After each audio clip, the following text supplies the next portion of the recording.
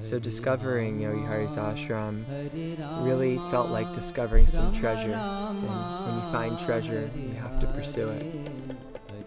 I've been aware that Nada Yoga is one of the main paths of yoga.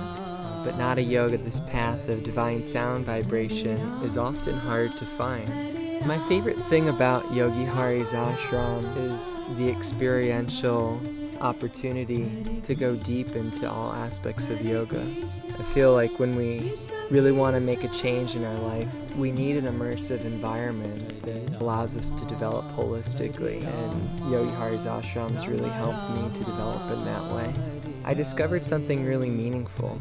I rediscovered the original spark of my spirituality. Om Shanti, I'm Kevin, and I'm a Sampoorna yoga teacher.